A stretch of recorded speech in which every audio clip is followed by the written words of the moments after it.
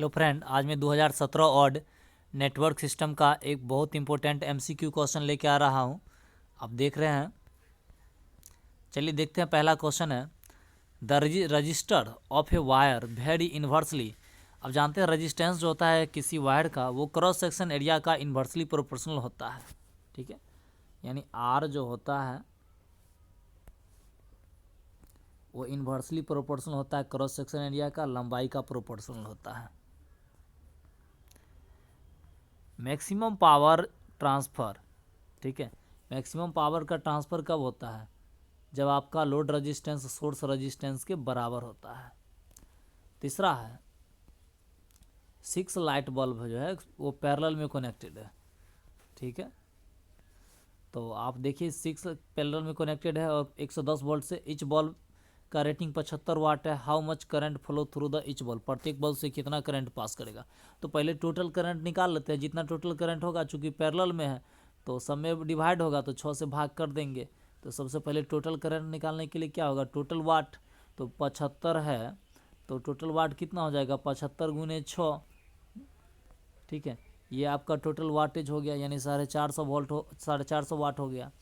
और हम total resistance यहाँ से निकालेंगे तो ये आप देख रहे हैं डेल्टा में कनेक्टेड है।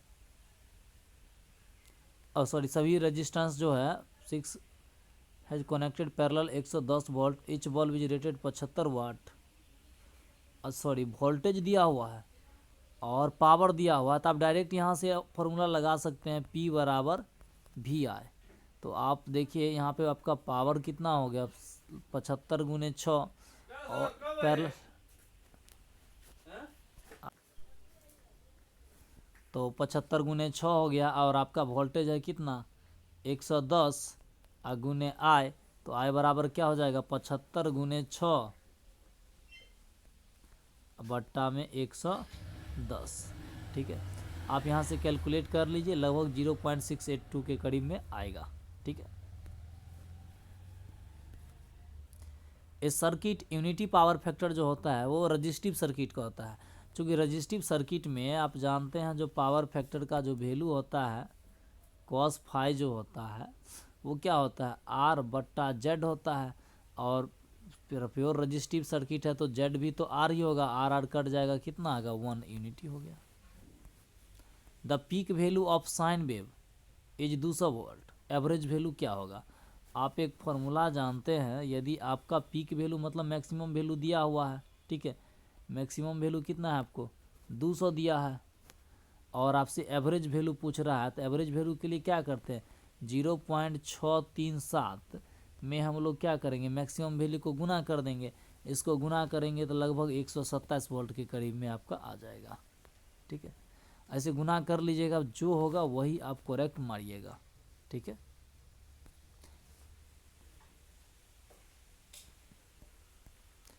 Next, which of following expression is true for apparent power.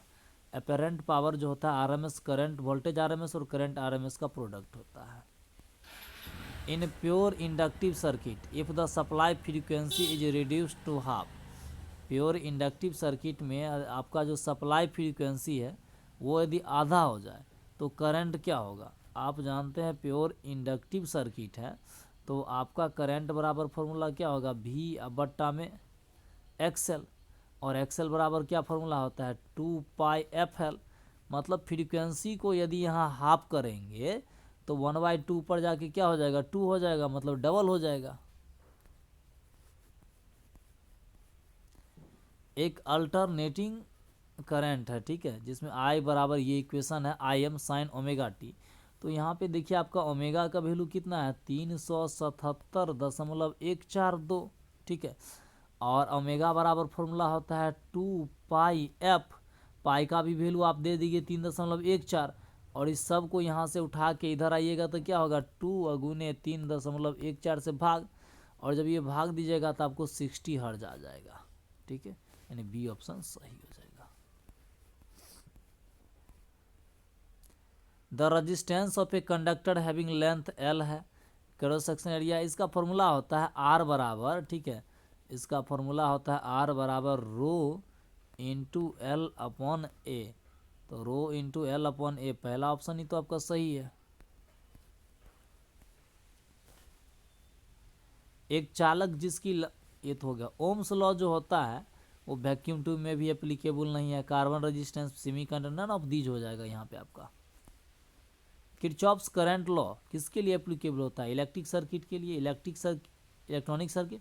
Close loop, ठीक है, close loop in a network में जो क्लोज लूप है उसके लिए किरचॉफ्स करंट लॉ लागू होता है।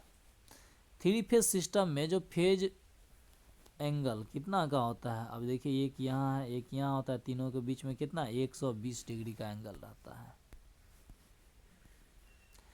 एक क्वेश्चन देखिए आपका गलत है, ऑप्शन इसका। इन ए थ्री फेज डेल्टा कनेक्शन, आप देखिए ये थ्री फेज का आप डेल्टा कनेक्शन है, ठीक है।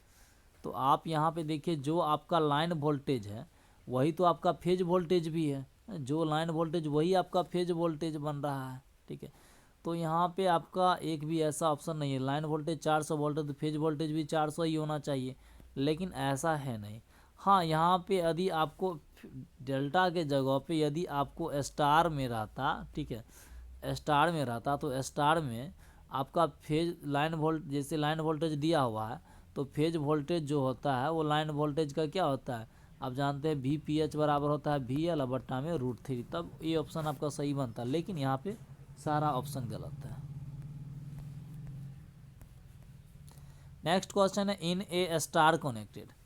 स्टार कनेक्टेड में जो आप जानते हैं लाइन करंट जो होता है स्टार करंट में IL का वैल्यू जो होता है वो IPH के बराबर होता है।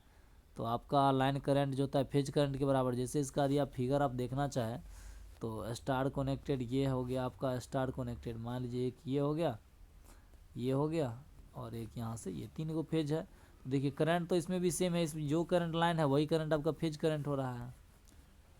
द सुपरपोजिशन थ्योरम जो होता है वो क्या रिक्वायर्ड करता है? Mesh, node, source, all of this.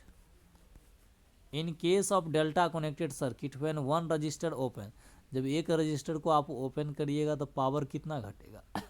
देखिए जब आप एक रजिस्टर को ओपन कर दीजिएगा तो यदि एक रजिस्टर हट जाएगा तो आपको कितना, ओनली 2 रजिस्टर बचेगा सर्किट में, यानी इक्विवेलेंट रजिस्टर सीरीज में बन के क्या बनेगा? 2R बनेगा, ठीक है। और जब तीनों रजिस्टर था तो आपका रजिस्टर कितना बनता था? एक तो आपका R का R रहता था, ठीक है, और पैरेलल में हो जाता था कितना, R प्लस मतलब 2R, मतलब ये हो जाता था आपका 2/3R हो जाता था, ठीक है, यानी 2R/3 हो जाता था। और अब हो गया सीधे 2R। तो अब देखिए आपका रजिस्टर, तो ये 2 से 2 खत्म होगा, फिर भी तो 1/3 आपका बच जाएगा, मतलब reduced by 1/3। Which of the following theorem is applicable for both linear और नॉन लीनियर के लिए नॉर्टन थ्योरम एप्लीकेबल होता है? The current in RL circuit at instant of connecting it to a DC source. देखिए जब किसी आप RL circuit को, ठीक है, आप भी वोल्टेज से कनेक्ट कर रहे हैं DC से, लेकिन होता क्या है एट इंस्टेंट इंडक्टर जो होता है वो करंट के चेंजिंग को अपोज करता है, ठीक है। तो आपका इस टाइम में जिसके कारण से जो आपका वोल्टेज होगा वो क्या हो जाएगा, वो 0 हो जाता है और करंट आपका 0 होता है। एक RC सर्किट में, ठीक है, एक्साइटेड बाय DC वोल्टेज भी, RC सर्किट में इनिशियली कैपेसिटर जो होता है कोई चार्ज स्टोर नहीं कर पाता है, जिसके कारण से आपका जो करंट होता है वो सिर्फ V/R हो जाता है, चूँकि आपका कैपेसिटर कोई चार्ज स्टोर ही नहीं किया है। जीरो सीक्वेंस करंट जो होता है वो हमेशा न्यूट्रल वायर से होके फ्लो करता है।